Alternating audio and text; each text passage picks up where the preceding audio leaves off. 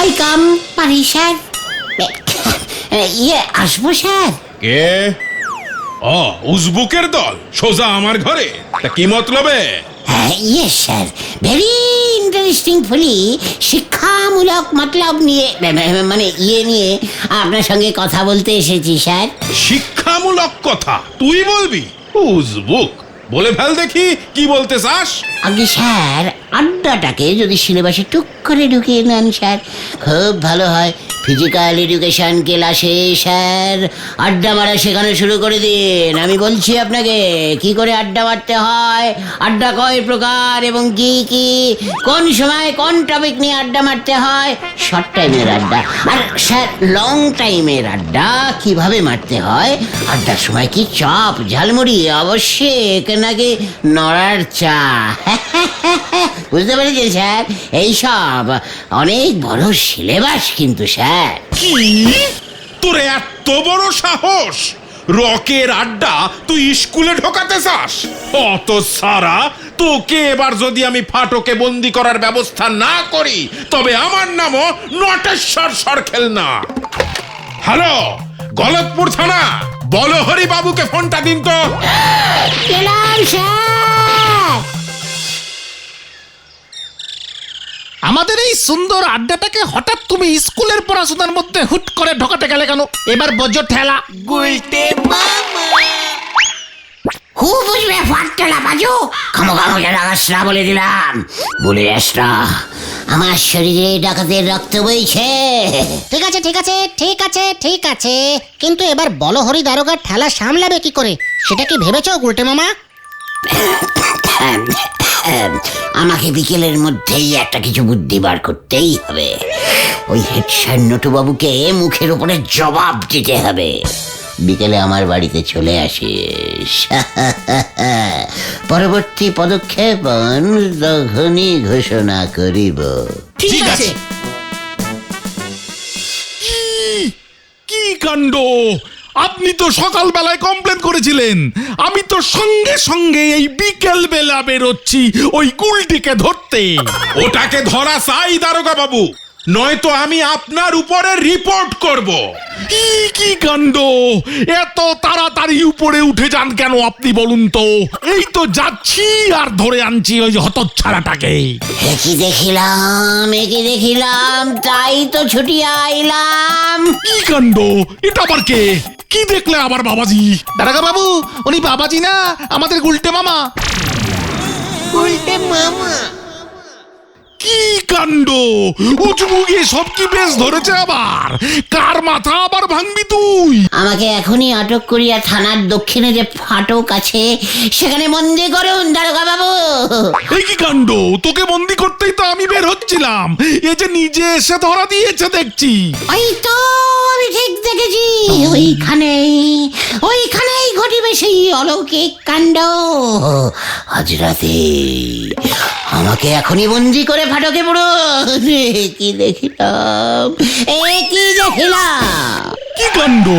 কি দেখেছিস সেটা বলবি তো? ওই ফাটকে আবার কি অলৌকিক কাণ্ড ঘটবে? গুলটে মামা দিব্য দৃষ্টি লাভ করেছে। এই দিব্য চশমার সাহায্যে আমি দিব্য দৃষ্টি লাভ করিয়াছি। কি কাণ্ড! দিব্য দৃষ্টি, দিব্য চশমা, ব্যাপারটা খুলে বলবে নাকি? ইহা হইল একটি আশ্চর্য রকমের দিব্য চশমা। আজ থেকে বহু বহু বছর পূর্বে আমি এক অদ্ভুত ব্যবসা করিতাম। অদ্ভুত ব্যবসা? সেটাই তো স্বাভাবিক। তা কি ব্যবসা শুনি? চায়ের ব্যবসা। ইমা, সে তো নড়াও করে। নড়া দাঁড়াইয়া চা বিক্রি করে, আর আমি সুদূর হিমালয়ের কোলে মাইনাস 780 ডিগ্রি টেম্পারেচারে ঘুরাইয়া ঘুরিয়া চা বিক্রি করিতাম। কি কাণ্ড! এত জায়গা থাকতে ওই হিমালয়ে গেলি কেন চা বেচতে? ওইখানে কম্পিটিশন তো কম ছিল, অত উপরে অন্য চাওয়ালা উঠতেই পারতো না। পুরো ফাঁকা মার্কেট ছিল। হিমালয়ের কোলে মার্কেট? তা তোর চা কিনতো কে? কি কাণ্ড!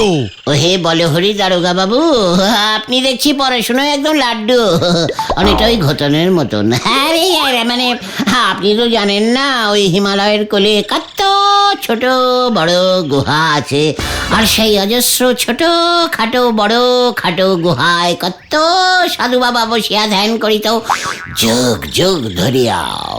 তাহারা ওই ঠান্ডায় খাইবে কি? আমি তো তাদের গরম চা সাপ্লাই করিতাম। ওদের বডি গরম হইতো, ওরা তো চাকে চামড়িত বলিত, চামড়িত। এভাবেই আমি দিনের পর দিন ধারে কেটলি করিয়া গরম চামড়িত সাপ্লাই করিতে করিতে একদিন হঠাৎ সাধু বাবাজির নজরে পড়িলাম। উনি ৯,০০০ বছর একটি গুহায় চুপচাপ ধ্যান করিতেছিলেন। আমি ওনাকে খুঁজিয়া পাইয়া যখন এক কাপ গরম চা প্রদান করিলাম, উনি গরম হইয়া উঠিলেন।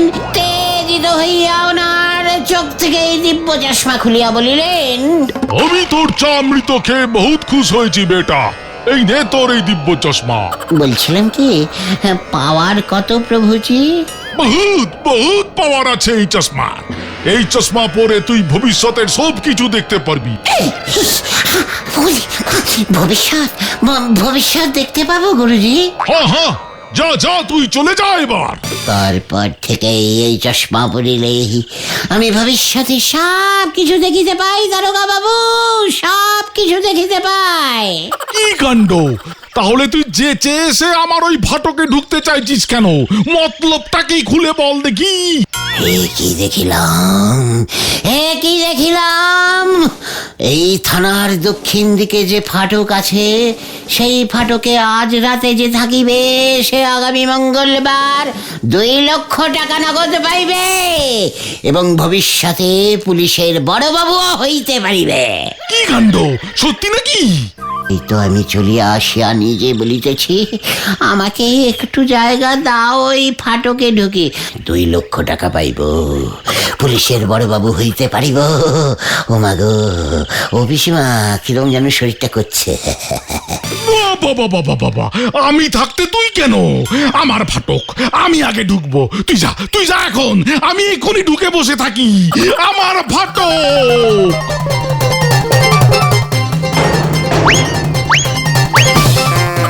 কি দেখিলাম, কি দেখিলাম!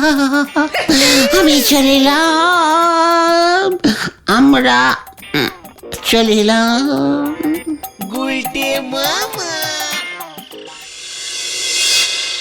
কিন্তু বলো হরি দারোগাকে তুমি ঘোল খাওয়ালে কি হবে? হেড স্যার নটু বাবুকে কিন্তু তুমি এইভাবে টাইট দিতে পারবে না গুলটে মামা। আলবাত পারবো। কিভাবে? আরে চলে আয়, দেখতে যা আমি কি করতা গুলটে মামা, গুলটে মামা। হ্যালো, মানে কথা হ্যালো, কে বলছেন এই অসময়ে? জ্যোতিষী ভুজঙ্গলাল। মানে কথা ভুজঙ্গ, ইয়ে মানে ওই টিভির জ্যোতিষী ভুজঙ্গলাল, মানে কথা আসল ভুজঙ্গলাল। তোর টিভিটা নষ্ট হয়ে গেছে, তাই আমি তোকে ফোনেই ভবিষ্যৎটা বলে দিচ্ছি। মানে কথা হ্যাঁ গুরুদেব, আমার টিভি নষ্ট, ঠিক কথাই বলেছেন। আপনি দেখছি সব বলতে পারেন। আমি তো রোজ আপনার জ্যোতিষীর প্রোগ্রাম দেখতাম। মানে কথা শোন, হাতে সময় কম, তাই তোকে সাবধান করছি। আজ বাদে কাল পৃথিবী ধ্বংস হবে, এক ভয়ঙ্কর ঝড় আসছে, পৃথিবী লন্ডভন্ড হয়ে যাবে। এই পৃথিবীতে কেউ বাঁচবে না, কেউ না, কেউ না। মানে কথা গুরুদেব, এ কি বলছেন? আমি যে মার্কেটে অনেক টাকা লোকের কাছ থেকে পাই, মানে কথা ধারে গুড় বেচেছিলাম, টাকাগুলোর কি হবে? সব ঝড়ে উড়ে যাবে, তোর ঘর বাড়ি দোকান কিচ্ছু থাকবে না। তাই মরবার আগে তোকে একটা কথা বলে দিচ্ছি আমি। মানে কথা কি বিপদ, কি কথা? শেষ সময় কিছু দান ধ্যান করে নে বেটা, কিছু দান ধ্যান করে নে, পুণ্য হবে। আর তার ফলে তুই পরের জন্মে আবার ঝোলাগো গোবিন্দ গুছাইত হয়ে জন্মগ্রহণ করবি। এর থেকেও অনেক বড় গুড়ের কারখানা হবে তোর। রোজ 10 লরি গুড় বিক্রি হবে, অনেক টাকা রোজগার করবি তুই, অনেক অনেক টাকা। তাই বুঝি? মানে কথা কি বিপদ, কিন্তু এই শেষ সময় কাকে দান করব, কি দান করব? তোর গলদপুরে চা বিক্রি করে এমন কেউ আছে? হ্যাঁ, আছে আছে আছে, নড়া নড়া আছে। ওকে তোর সব সম্পত্তি দান করে দে বেটা, দান করে দে। ওকে তোর সব সম্পত্তি দান করে দে বেটা, দান করে দে। কি নড়া, নড়াকে সব দিয়ে দিলে আমি যে রাস্তায় বসে পড়বো গুরুদেব। ঝড়ে পৃথিবীর সমস্ত রাস্তা উড়ে যাবে রে বেটা, বসবার জায়গা পাবি না। এই সুযোগে পুণ্য অর্জন করে রে, পরের জন্মে যদি বড়লোক হয়ে জন্মাতে চাস, নয়তো ভিখিরি হয়ে জন্ম হবে তোর। আমি দিব্য দৃষ্টিতে দেখতে পাচ্ছি। না মানে কথা না গুরুদেব, ঝড়ে যখন সব উড়েই যাবে তখন দিয়েই দেব, দিয়েই দেব। মানে কথা গুরুদেব, ঝড়ে নড়াও উড়ে যাবে তো।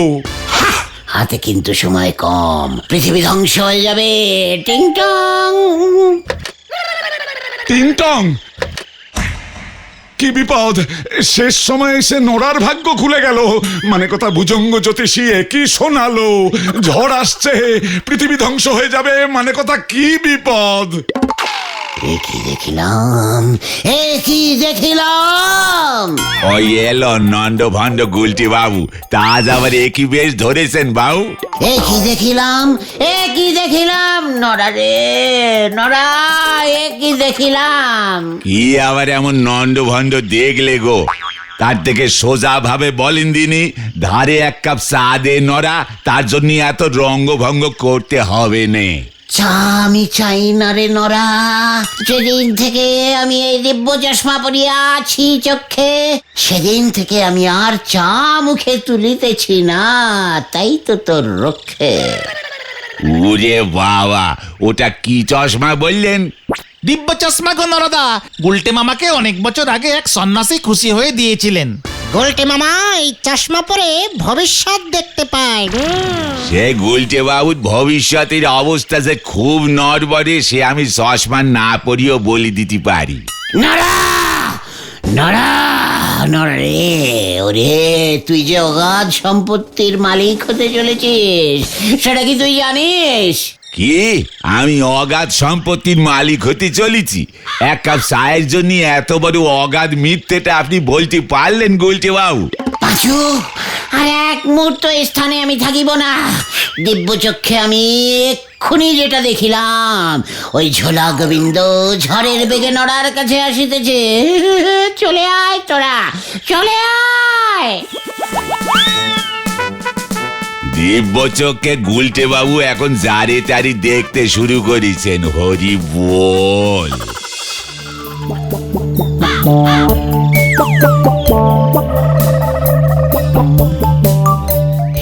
কি দেখিলাম, কি দেখিলাম! উল্টে যে আকাশের দিকে তাকিয়ে কি দেখছো হে? সর্বনাশ, সর্বনাশ! কুড়মুড়ে আসছে, কুড়মুড়ে আসছে! কি আসছে রে ছেলে পিলের দল? যা, আমি তোর নাম দিলাম কুড়মুড়ে, কুড়মুড়ে! কার নাম দিল? ঝড়ের, ঝড় আসছে, ভয়ঙ্কর ঝড় কুড়মুড়ে। আমি এই দিব্য চশমায় স্পষ্ট দেখতে পাচ্ছি। কি বিপদ! মানে কথা ঝড়টা এক্ষুনি আসতে হলো। কত টাকা মার্কেটে পড়ে আছে আমার। কুড়মুড়ে আসছে 776 কিলোমিটার বেগে, সব ধ্বংস হয়ে যাবে। আমার আর 5 বছর হলেই 100 হতো। এখন কুড়মুড়ে আসলে যে মুশকিলে পড়ে যাব ভাই। কুড়মুড়ে, কুড়মুড়ে! কুড়মুড়ে? এখানে ওরা কুড়মুড়ে বলে কেন? মানে কথা এই যে উজবুকের দল, কুড়মুড়েটা আবার কি রে? এই যে ঝোলা গোবিন্দ জেঠু, পায়ের ধুলো দিন। আর তো প্রণাম করতে পারবো না। কুড়মুড়ে ঝড়েছে, সব ধ্বংস করে দেবে, পৃথিবী ধ্বংস হয়ে যাবে। মানে কথা তোদেরকে বললো ভুজঙ্গ জ্যোতিষী? না না, ওই যে গুলটে মামা দিব্য চশমা দিয়ে দেখেছে, এইমাত্র ঝড়টা নাম দিল তো কুড়মুড়ে। ঝোলা গোবিন্দ, নড়াকে বুঝি তোর সম্পত্তি দান করিতে চলিয়াছিস? কি মানে কথা, ও যে ঠিক বলছে। তার মানে ঝড় আসছেই, কুড়মুড়ে নাম দিয়েছিস বুঝি? এই শেষ সময় এসে বললি তোর ওই দিব্য চশমা আছে, শেষ সময় এসে কত কিছু জানছি। ওকে আপনাকেও ঝোলা গোবিন্দ বলছে, কই কিছু বললেন না তো? শেষ সময় এসে আর কি বলবো, আমি যাই।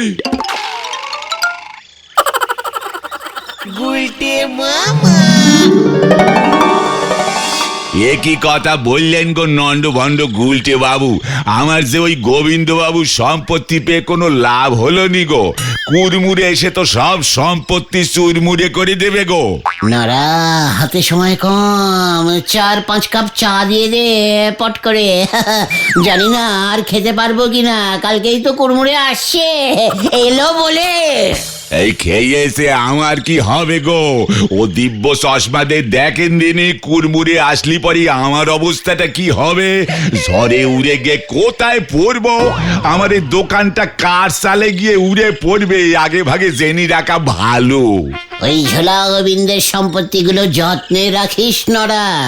এখন এই শেষ সময় গোবিন্দবাবুর এত সম্পত্তি নিয়ে কি করি বলে দিনি, গোবিন্দবাবু তো ফাঁক তালে ওই পটের শরীরেও গছিয়ে দিতে চেয়েছিল, আমি আর বেশি ঝুঁকি নিইনি। নরা শোন, গোবিন্দবাবু ফাঁকতালে তোকে সম্পত্তি দান করে পুণ্য করে নিল, তুইও কিছু পুণ্য করে যা না শেষ সময়ে। আপনার ধার যে সব মুকুব হয়ে গেল ওই কুড়মুড়ে ঝড়ে, এটা কি পুণ্যি হলো নে বাবু? ইয়ে মানে ওটা তো পার্সোনাল পুণ্য। একটা বড় সড়ো পুণ্য করো, যা বসে না থেকে গলতপুরের সবাইকে সাবধান করে দেখে যা, যেন কেউ না বাড়ি থেকে বের হয়, বিশেষ করে কোনো বাচ্চা যেন স্কুলে না যায়। সে আপনি ঠিকই বলেছেন বাবু, ঝড়ের তোরে কার বাচ্চা কার কোলে গিয়ে পড়বে সে কি আর ঠিক আছে গো বাবু, আমি এক্ষুনি যাচ্ছি, ব্যবস্থা করতেছি বাবু। আর ওই হেড স্যার নটু বাবুকে বলেছিস তো না? বলিছি মানে ঝড়ের নামটাও যে আপনি দিয়েছেন সেটাও বলি দিয়েছি। কি জানি হেড স্যার মনে হয় খুব চিন্তায় পড়েছেন, বুঝেছিস? ঝড়ে ওই হেড স্যার নটু বাবুর কি অবস্থা হবে সেটা কি ওই দিব্য চশমায় একবার দেখে দেবেন বাবু? যতই হোক আমার এতদিনের কাস্টমার ছিল তো, খোঁজ খবর তো রাখতেই হবে। ঠিক আছে, চল রে পাঁচু, ওই থানার দিকটা একবার খোঁজ নিয়ে আসি, কেন যে দিব্য চশমায় ঝড়টা দেখলাম। মাগো, ওই ঝড়ের জন্যই মনে হয় আমি সম্পত্তি পেতে চলেছি, আবার ওই ঝড়েই সব উড়ে যাবে, হরি বল। হোয়াট? বলো হরি দারোগা এখনো ফাটকে বসে আছে? হ্যাঁ স্যার, এখন আবার এই কুড়মুড়ের কথা শুনে আর বের হবে না বলছে। কুড়মুড়ে? মুন্ডু কুড়মুড়ে? আমি এখনই শহরের আবহাওয়া অফিসে ফোন করব। খবরদার, আজ কেউ বাইরে বেরোবেন নে, ছেলে পুলেদের স্কুলে পাঠাবেন নে, কুড়মুড়ে আসতেছে, আর একটু পরেই কুড়মুড়ে এসে বলল বলে। ঝড়ের কোনো লক্ষণই নেই দেখছি, এই যাত্রায় মনে হয় 100টা হয়ে যাবে। ঝড়টা কখন আসবে? কুড়মুড়ে আসতেছে, আর একটু পরেই কুড়মুড়ে এসে বলল বলে। নটু বাবু, ঝড়টা কখন আসবে মানে কথা কোনো খবর পেয়েছেন? তার মিনিট 5 আগে নরাকে সম্পত্তিটা লিখে দেব। কোনো ঝড় আসবে না, শহরের আবহাওয়া অফিসের কাছে এমন কোনো ঝড়ের খবর নেই। ভুজঙ্গলাল যে বললো মানে কথা, ওই গুলটে ওর দিব্য চশমায় দেখেছে। আপনি ভুজঙ্গলালের কাছে নিজে একবার যান, ভালো করে খোঁজ নিন, আমি এই দিকটা দেখছি।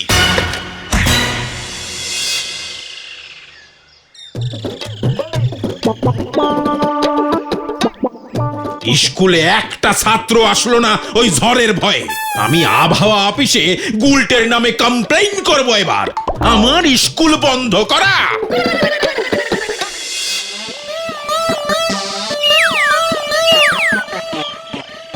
মনে তো হচ্ছে কুড়মুড়ে আমাদের গলতপুরে আজাদ ঢুকবে নে, যাই গোবিন্দবাবুর কাছ থেকে আমার সম্পত্তিগুলো বুঝে আসি।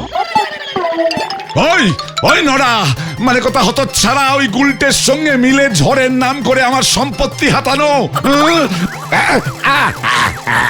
ভোজঙ্গলালের নামে মিথ্যে কথা।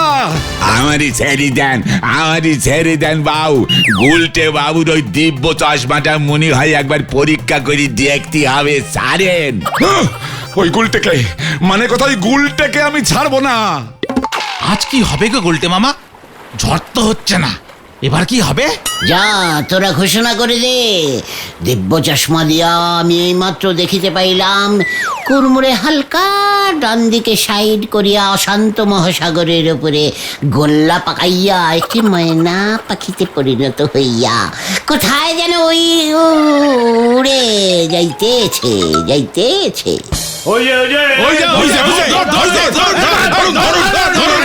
কি কাণ্ড! হ্যান্ডস আপ মাথার উপরে! ওটাকে ধরে এবার ফাটকে পড়ুন দারোগা বাবু। গুলটে মামা, আমি আর নেই রে। টেনে তোল ওটাকে, নদী থেকে টেনে তোল। মানে কথা ভুজঙ্গ জ্যোতিষীর নামে মিথ্যে বলা। ওই যে ধরো ওটাকে, ধরুন ওকে, ধরুন।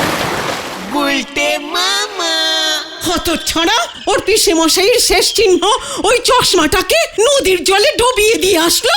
জ্বরটা ঠিক হতে দে, তারপর দেখ তোর কি অবস্থা করি।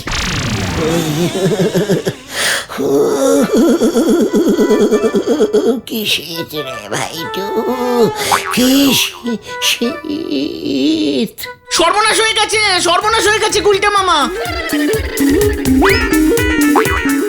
আবহাওয়া অফিসের লোকজন বলছে ঝড়ের নামে গুজব ছড়ানোর জন্য গুলটে মামার বিরুদ্ধে ব্যবস্থা নেবে। আমি কি বুঝেছিলাম নাকি ওই ঝোলা গোবিন্দ ভুজঙ্গ জ্যোতিষীকে ফোন করে ফেলবে? তুমি স্কুল বন্ধ করে হেড স্যারকে টাইট দিতে গেছো, এখন বোঝো হেড স্যারও বলেছে তোমাকে গলতপুর ছাড়া করবে। এই বলো হরি দারোগা এলো বলে। ও মা গো, আমি দিব্য চক্ষে দেখিতে পাইতেছি আমি কুড়মুড়ে ঝড়ের সঙ্গে গোল্লা পাকাইয়া স্বর্গে চলিয়া গেছি রে। আরে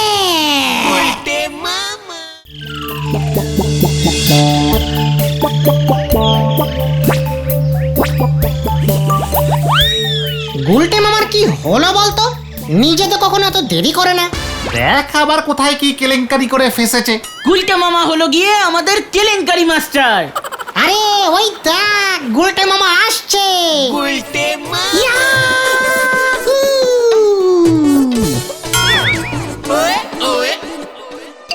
চিলি চে চডাস পৃথিবী বিখ্যাত প্রাচীন জাদুকর চ্যাংড়াম্যানের একমাত্র শিষ্য জাদুকর গুলচে ঠ্যাং মানে গুলটে গুহ আবার আবির্ভূত হইল।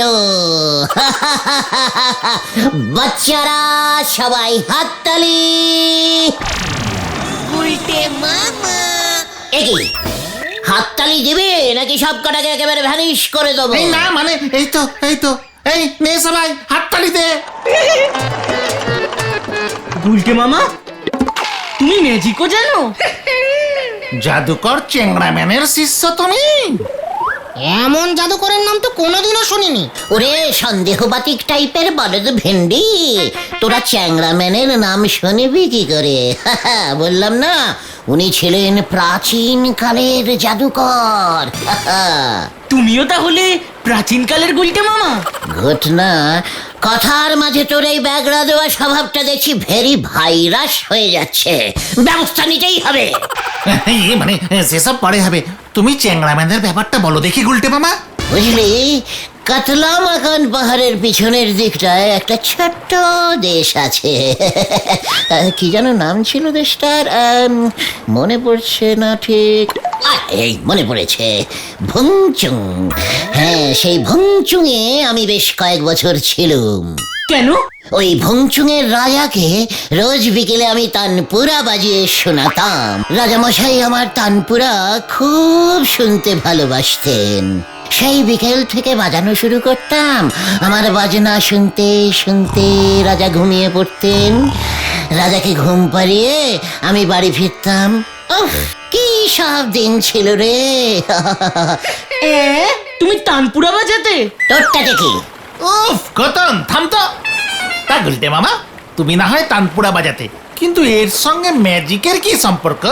এত অধৈর্য হলে তো চলবে না পাঁচু ভাইটু, তানপুরা দিয়েই তো আসল গল্পে ঢুকছে। তা ব্যাপারটা হলো কি, তানপুরা বাজানো ছাড়া তো আমার আর তেমন কোনো কাজ নেই। সারাদিন শুধু এদিক ওদিক ঘুরে বেড়াতাম, বিকেলবেলা রাজসভায় পৌঁছে যেতাম। এইভাবে ঘুরতে ঘুরতে হঠাৎ একদিন রাজপ্রাসাদের পেছনে একটা আতা গাছ ছিল বুঝলি, সেই আতা গাছের নিচে আলাপ হলো সেই সময়ের বিখ্যাত জাদুকর চ্যাংড়াম্যানের সঙ্গে। আতা গাছের নিচে কেন? কেন পাচু, এরপর তো ভেন্ডি বলবে আতা গাছটা প্রাসাদের পেছনে কে পুঁতেছিল। ঠিকই তো, চুপ কর তো এন্ডি, তুমি বলে যাও গুলটে মামা। চ্যাংড়াম্যান তো এসেছিল রাজাকে ম্যাজিক দেখাতে। প্রতি শনি ও রবিবার 2 থেকে 5টা ও খেলা দেখাতো, বাকি সময়টা নাকি ও ওই আতা গাছের নিচেই কাটাতো। কেন? তোতা পাখির খোঁজে। পরিসনি, আতা গাছে তোতা পাখি, ডালিম গাছে মৌ, কিছু জানে না। চ্যাংড়াম্যান তোতা পাখি খুঁজছিল কেন? ম্যাজিক দেখাবে বলে। চ্যাংড়াম্যান ম্যাজিক করেই তোতা পাখিকে দিয়ে রাজা মশাই আই লাভ ইউ, রাজা মশাই আই লাভ ইউ এই কথাটা নাকি বলাবে। শেষ পর্যন্ত খুঁজে পেয়েছিল? অত সহজে কি আর পাওয়া যায়? আমি আমার তোতাটাকে দিয়ে দিয়েছিল। চ্যাংড়াম্যান তো খুব খুশি হয়ে বলল,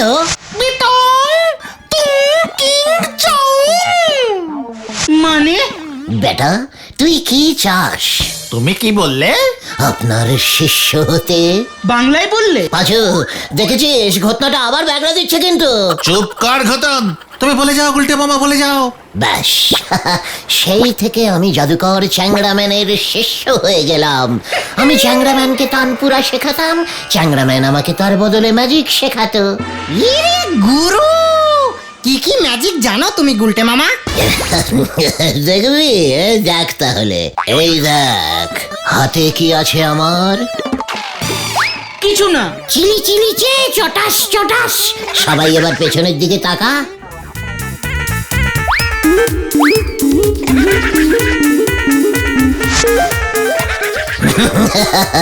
দেখ এবার আমার হাতে কি চলে এলো।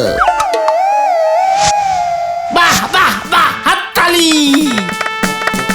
এটাকে গুরু চ্যাংড়াম্যান বলতেন মানুষের চোখে ধুলো দেওয়া ম্যাজিক। গুলটে মামা, আর কি কি ম্যাজিক তুমি শিখেছো? ম্যাজিশিয়ান চ্যাংড়াম্যানের বিশ্ববিখ্যাত সম্মোহনের ম্যাজিক। আমি মানুষকে সম্মোহন করতে জানি, জানিস? হ্যাঁ রে।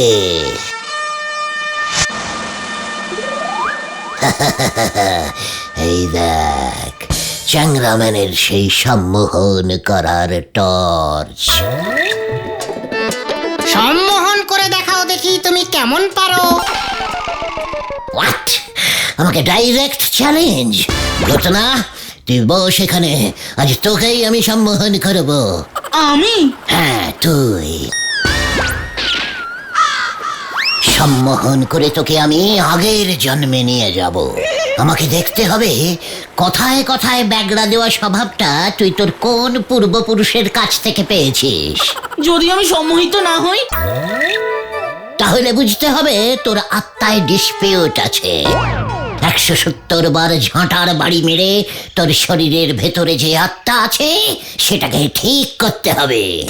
ওরে বাবা গো, আমি সম্মোহন হব না, আমি হব না। পাঁচু, জাদুকর চ্যাংড়াম্যানের টর্চ পকেট থেকে যখন একবার বেরিয়েছে, ঘটনকে সম্মোহন না করে ঢুকবে না। ওটাকে ধরে বসা। আমি দেখছি গুলটে মামা, তোমরা আসো।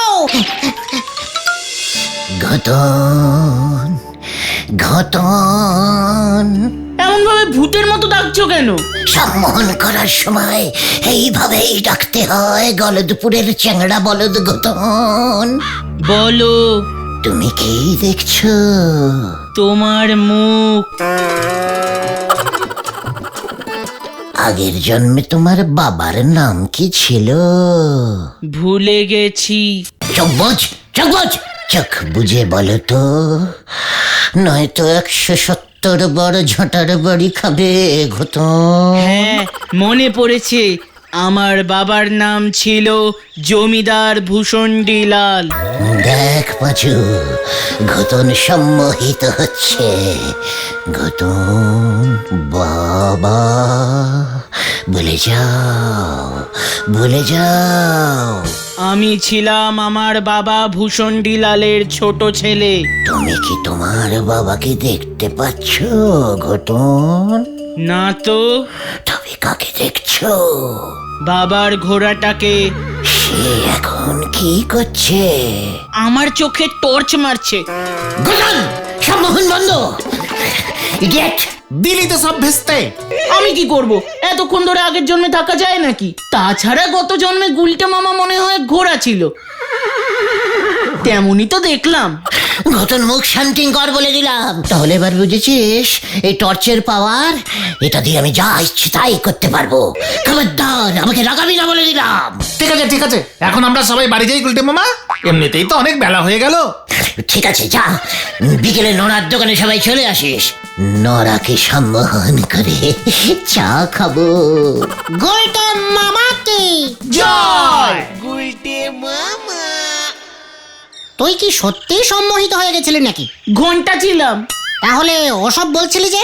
নয়তো গুলটে মামা আবার কি করতো কে জানে, হয়তো মাথায় গাঁটটা মারতো, তাই একটু অ্যাক্টিং করে দিলাম। তাহলে নরাদাকে সম্মোহন করবে কেমন করে? গুলটে মামা তো ভাবলো তুই সত্যিই সম্মোহিত হয়েছিস।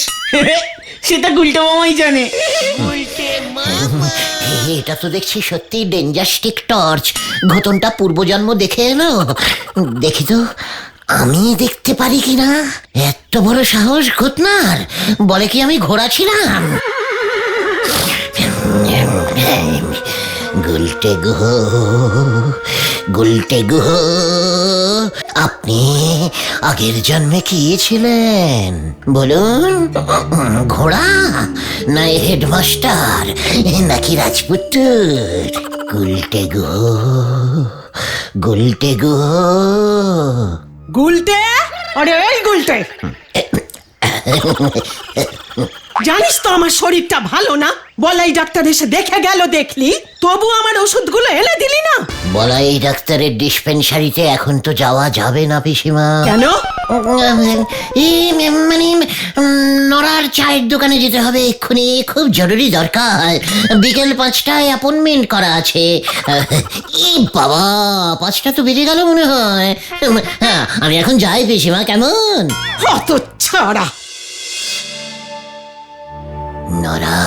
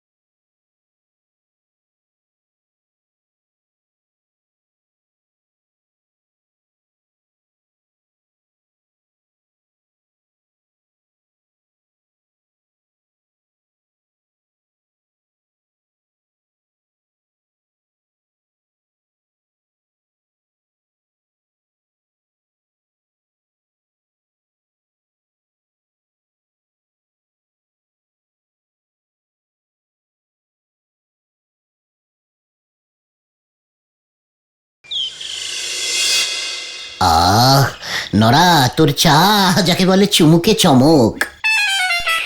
তা তো চমক হবেই, ওই চুমুকের পয়সা তো দিতে হচ্ছে নে। নরা, আরে ওই দেখো গুলটে মামা।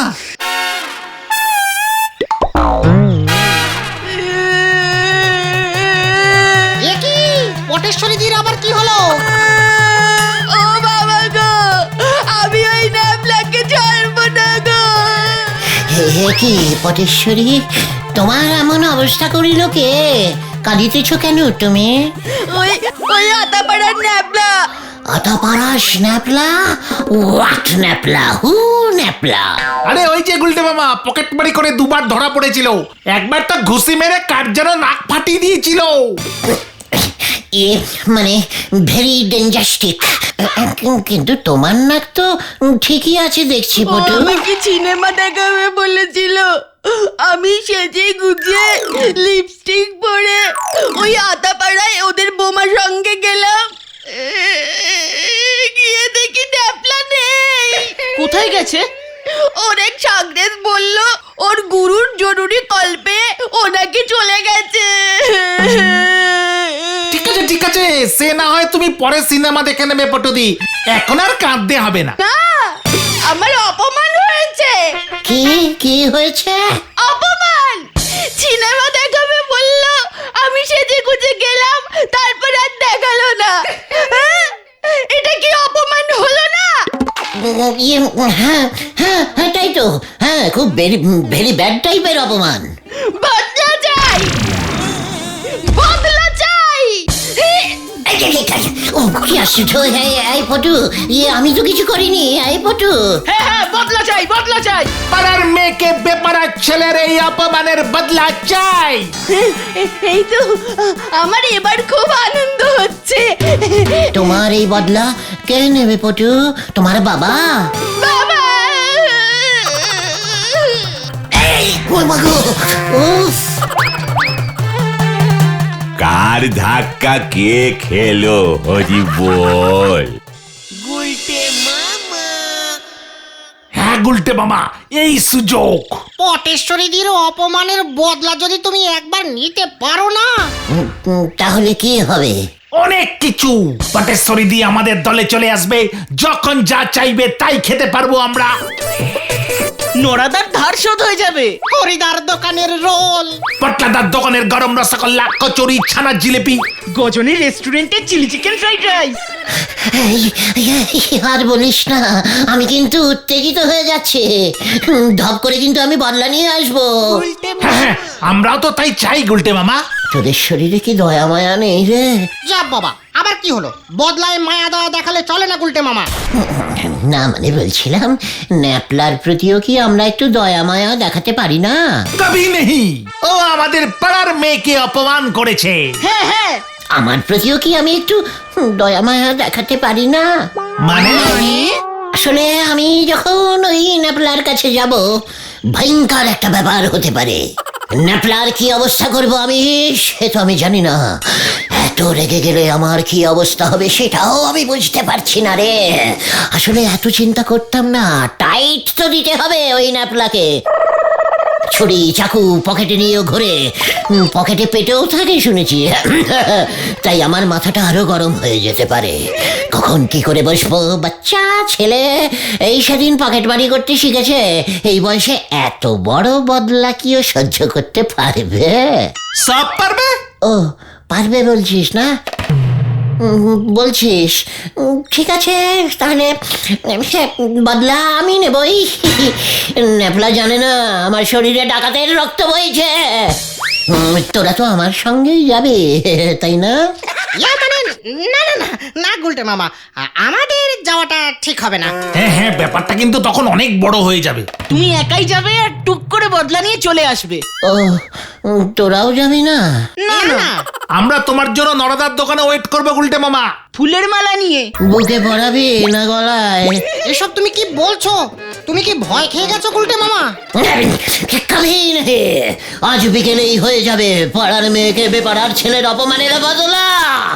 বদলাও, বদলাও। ঢ্যাং ড্যাং। গুলটে মামা। ব্যাপার বলতো, গুলটে মামা এখনো ফিরছে না? আমি বলেছিলুম না গুলটে বাবু নিজে না বদলি যায়। গুলটে মামাকে না পাঠালেই ভালো হতো, সত্যিই চিন্তা হচ্ছে। ওই দেখো,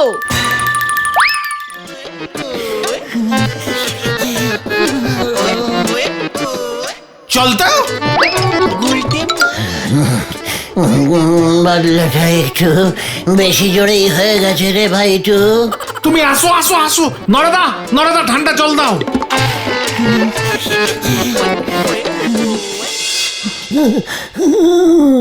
উরি বাবা রে, ও বাবা।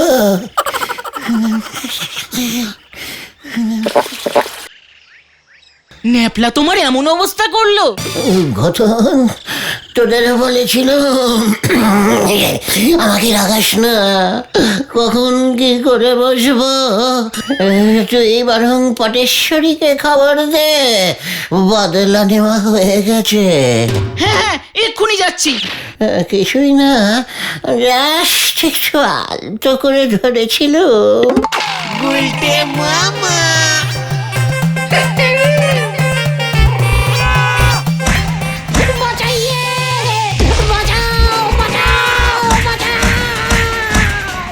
তারপর ন্যাপলা ভয় পেয়ে আমাকে অনেক দূরে ছুড়ে মানে পাঠিয়ে দিল। কে আর করবো, দেখলাম ন্যাপলাটা আমার সঙ্গে লড়তেই চাইছে না। ওকে ছেড়ে দিয়ে কোনো রকমে পালিয়ে মানে পালিয়ে চলে এলাম আর কি। ব্যাস, বদলা শেষ, বদলা শেষ। ভালো দিন আর নেই রে ভাইটুগন, আমি চাইলেই ন্যাপলাকে পুরো নেপালে পাঠিয়ে দিতে পারতাম। কথা পারাস ন্যাপলা? গুলটু সোনা, টাটা। ভেন্ডি রে, এটা আমি কি দেখলাম? পটেশ্বরীরই দল বদলেছে। আমি ন্যাপলাকে ছাড়বো না, ন্যাপলাকে ছাড়বো। গরম খবর আছে, গরম খবর আছে। আরো গরম? হ্যাঁ গুলটে মামা, পটেশ্বরীদির সঙ্গে ন্যাপলার বিয়ে ঠিক হয়ে গেছে। হ্যাঁ রে, তোকে কে বললো? জোড়াগোবিন্দ বাবাকে ডেকেছে, বিয়ের দিনক্ষণ নিয়ে কথা হবে। ন্যাপলাও নাকি আসছে আজ। হ্যাঁ হ্যাঁ, এইমাত্র যেতে দেখলাম বাইকে চেপে, পটেশ্বরী দিকে পেছনে বসিয়ে। ন্যাপলার বাইক আছে, তাই নাকি পটেশ্বরীদির ওকে এত পছন্দ। কি এত বড়? তুমি খোঁজে যাচ্ছ কেন গুলটে মামা? পটেশ্বরীদিকে তো আর তুমি বিয়ে করবে না? ইয়ে মানে ঠিকই, তবু আমার পাড়ার মেয়েকে আমার নাকের ডগা দিয়ে বেপাড়ার একটা ছেলে বিয়ে করে ড্যাং ড্যাং করে নিয়ে যাবে, এটা সহ্য হচ্ছে না, সহ্য হচ্ছে না রে। তাহলে কি তুমি বিয়ে করবে পটেশ্বরী দিকে? ঘটনা, তুই কি মনে প্রাণে চাইছিস যে তোদের লিডারকে অকালে হারাতে? তাহলে তুমি এত দুঃখ পাচ্ছ কেন গুলটে মামা? ওই ন্যাপলার মতো এমন একটা ক্যালটাবুলাস ছেলের কাছে আমি হেরে গেলাম। এর জন্যই বলি পরের ভালো করো না, মাঝখান থেকে ফোকটে কেলা মানে ধলাই খেয়ে গেলে। ড্যান্ডি, মাথা গরম হয়ে যাচ্ছে আমার। চা চাই, নড়ার দোকানে চল। ঠান্ডা মাথায় ভাবতে হবে আমাকে। এর বদলা আমি নেবই। ফলো মে। আবার বদলা? কি জানি আবার কি হয়। আজকের এই চাটা আমি আপনারে টেম্পোরারি খাওয়ালুম গুলটে বাবু। যতই হোক, যা বদলা বদলি বিপদে পড়েছেন আপনি। টেম্পোরারি টেম্পো ও কমপ্লিমেন্টারি। না দাদা, তুমি যা দিলে না। এবার আমি দেব। কি দেবে তুমি গুলটে মামা? বিয়ে কা বদলা বিয়ে। তুমি বিয়ে করবে গুলটে মামা? দরকার হলে তাই করব, তবু আমি এর বদলা নেবই। বিয়ে করে বদলা নেবে কেমন করে তুমি? পটেশ্বরী ন্যাপলাকে বিয়ে করছে, আমি ওই পটেশ্বরীর থেকে ডবল ভালো মেয়ে বিয়ে করে টেকিয়ে দেব। ন্যাপলাকে বিয়ে করে পটুক কত বড় লস করেছে। তবে এখন থেকে কিন্তু আপনি পটেশ্বরী দিদিরে ভালোবেসে আর পটু বলতে পারবেন না। এটাও কিন্তু একটা বড় নস হলো। ওকে, ডাকবো, দরকার হলে অন্য কাউকে অন্য কিছু ডাকবো। কিন্তু তুমি এমন মেয়ে পাবে কোথায়? ইয়ে মানে তোমার সঙ্গে কে তার মেয়েকে বিয়ে দেবে গুলটে মামা? দেবে গো দেবে, আমার কাছে তেমন মেয়ের খোঁজ আছে। চায়ের দোকান কি আর অমনি অমনি খুলিছি গো, তার তো কিছু ভালো গুণ আছে গো। নড়া, বেশি কথা না বলে ঝেড়ে কাশ দেখে। ওই আতা পাড়ায় গজেন গড়াই আছে না, লোহার ব্যবসায়ী গো, ভালো টাকা করি আছে। আমাদের ঝোলা গোবিন্দের মতো? আরে তার চেয়ে বেশি ছাড়া কম হবে না গো। তা সে গজেন বাবুর একমাত্র মেয়ে টুঙ্কুবালা, তার জন্যই গজেন বাবু ভালো ছেলে সন্ধান করতেছে গো। টুঙ্কুবালা নামটার মধ্যে কেমন একটা বেশ ইয়ে ব্যাপার আছে না? তোরা কি বলিস? হ্যাঁ হ্যাঁ, নড়া, আরেক কাপ চা দে। আমিও দেখে নেব ওই ন্যাপলার পটেশ্বরীকে। ঝোলা গুড়ের বদলে লোহার ব্যবসা, বেশ শক্তপোক্ত ব্যাপার, তাই না পাচু? ঝোলা গুড় বেচে, তাও আবার ভেজাল। লোহা পুরো খাঁটি হয় রে, খাঁটি। মাথায় পড়লি পরে কিন্তু বেজায় নাগবে গুলটে বাবু, চিন্তা করি নেন একবার। চিন্তা হয়ে গেছে রে নড়া। কবে নিয়ে যাবি বল দেখি আমাকে ওই গজেন বাবুর বাড়ি? কালিয়া দেরি করে লাভ কি, এক্ষুনি বেরিয়ে পড়ি চলেন। ঘটকালি বাবু যদি কিছু রোজগার হয়। চল, এক্ষুনি চল। কি জানি এরপর আবার কি হয়। গজেন বাবু, এই একেবারে জারি বলি হিরের টুকরো ছেলে। বাপ ছিল জাদরেল দারোগা, পিসি মশাই জমিদার, দারোগা প্লাস জমিদারের রক্ত পাঞ্চ হয়েছে জারি বলি। বুঝছি, তা তুমি কি করো হে বাপু? মানে মশাই, আমি মানে ব্যবসা করি, বিজনেস। হরি বল। ও ব্যবসা করো? কিসের ব্যবসা? মানে লাউয়ের ব্যবসা মশাই। ইন্টারন্যাশনাল লাউ সাপ্লাই কোম্পানি। লাউ ইম্পোর্টিং অ্যান্ড এক্সপোর্টিং করি আমি। এইটা তুমি কি কইলা? লাউ ব্যবসা, তাও আন্তর্জাতিক? আচ্ছা, কোথায় তুমি লাউ সাপ্লাই করো শুনি? মস্করা করতেছো নাকি আমার লগে? ছি মশাই, আমি মস্করা করব আপনার সঙ্গে? প্রতিদিন 4-5টা প্লেনে ঠেসে আমাকে কচি লাউ সাপ্লাই করতে হয়। কোথায় জানেন? আঞ্জেনিয়া। বলো হরি। আনজেনিয়া? ওরা কপাইলে এমন দেশের নাম তো শুনি নাই কখনো। তা সেইখানে এত লাউ খায় কে? ওই দেশের জাতীয় খাদ্য তো লাউ ঘন্ট। দেশের প্রতিটি লোক প্রতিদিন নিয়ম করে লাউ খাবেই। আঞ্জেনিয়ার রাজামশাই তো রোজ সকালে উঠে 2টি কচি লাউ চিবিয়ে খান। অথচ ভেরি শ্যাডিং ব্যাপার কি জানেন? ওই দেশে একটাও লাউ গাছ নেই। তাই আমি লাউ সাপ্লাইয়ের অর্ডারটা ধরেছি স্যার। মানে মেসমশাই। ও আচ্ছা, তুমি এত লাউ পাও কই? কেন স্যার, আমাজনের জঙ্গলে। আমাজনের জঙ্গলে লাউ? কেন স্যার, নেই নাকি?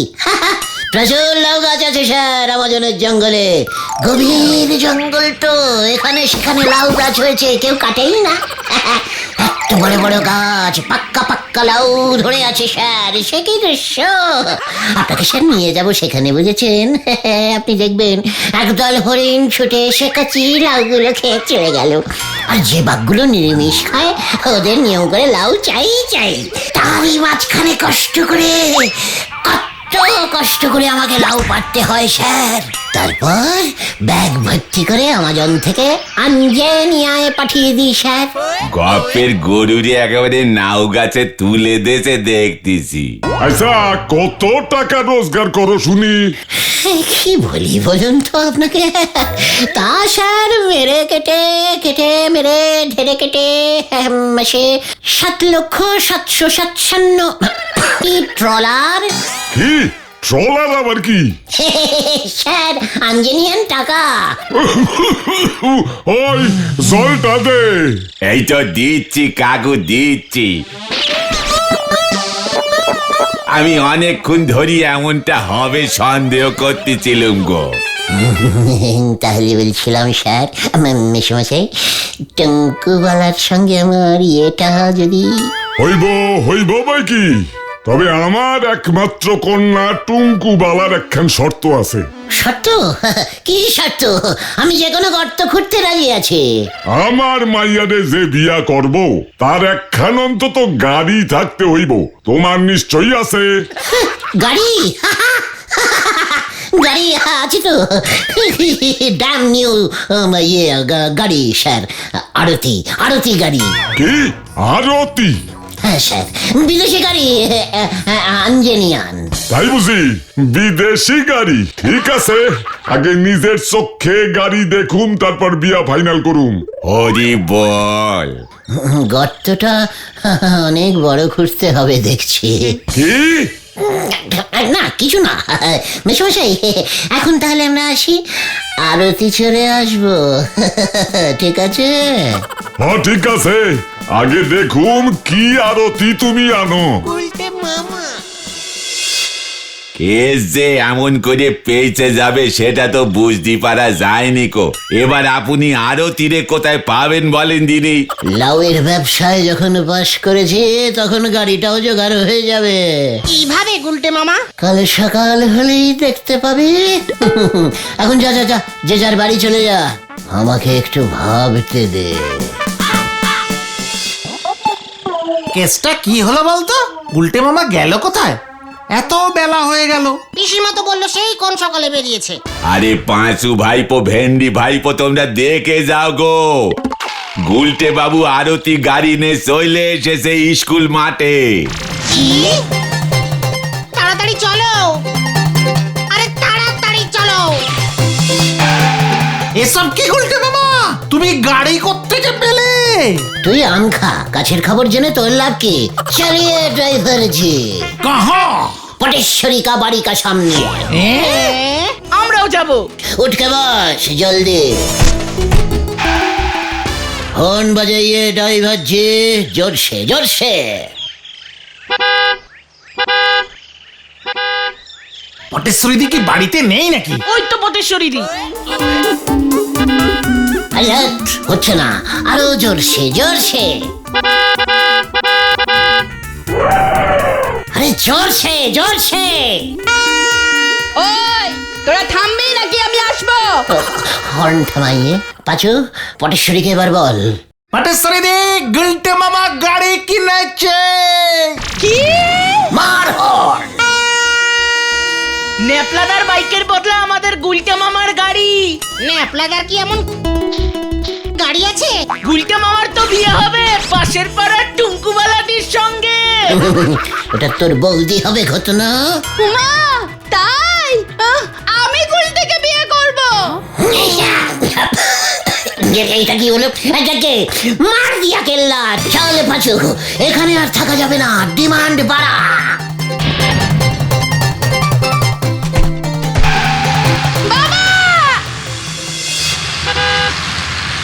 এবার আমরা কোথায় যাচ্ছি গুলটে মামা?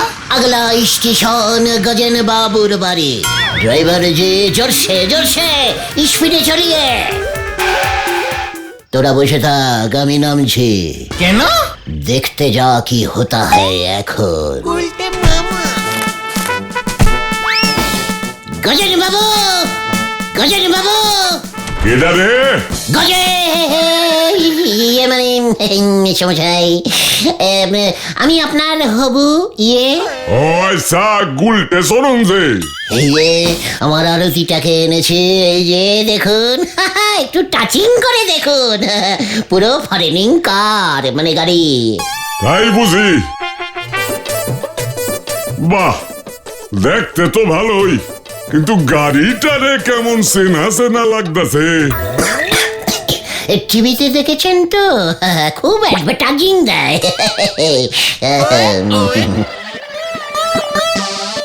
কি নাম্বারটাও তো চেনা চেনা। নাম্বার?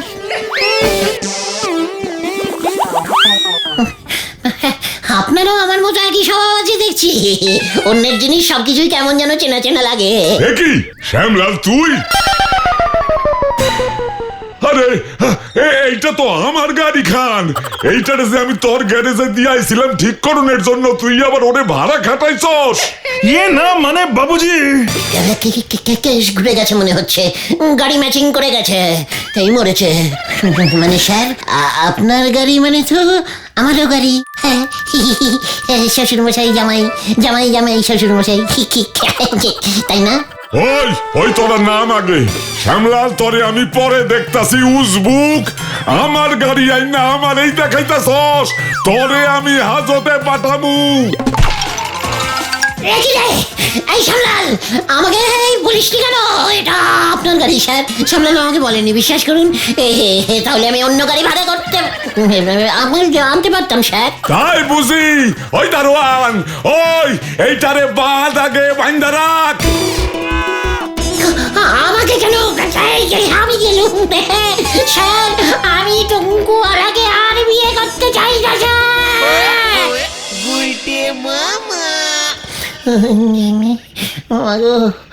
ওই শ্যামলালটাই আমাকে ঝুলিয়েছে রে। তুমি গাড়ি ভাড়া করবার টাকা কোথায় পেলে গুলটে মামা? আরে ধারে এনেছিলুম তো, ভেবেছিলুম বিয়ের পর শ্বশুরের পয়সায় মিটিয়ে দেব। এবার কি হবে? সর্বনাশ হয়ে গেছে, সর্বনাশ হয়ে গেছে। গোবিন্দ গুচাই ন্যাপলার সঙ্গে পটেশ্বরীদের বিয়ে ক্যান্সেল করে দিয়েছে। তাতে সর্বনাশের কি দেখলে? সর্বনাশী বলদ ঘটন। ঝোলা গোবিন্দ তোমার সঙ্গেই পটেশ্বরীদের বিয়ে ফাইনাল করতে এদিকেই আসছে। ওরে বাবা, গেলুম রে। আমি আর কোনো বদলা নেব না, আমি আর কোনো বদলা নেব না। ঝোলা গোবিন্দ আসলে বলবি আমি বলেছি আমি বাড়িতে নেই। তুমি কোথায় গেছো জানতে চাইলে কি বলবো? বলবি আঞ্জনি আর লাউ বেচতে চলে গেছে। হ্যাঁ রে, হ্যাঁ কি বলবি বুঝতে পেরেছি। ওরে বাবা গো, ও বাবা।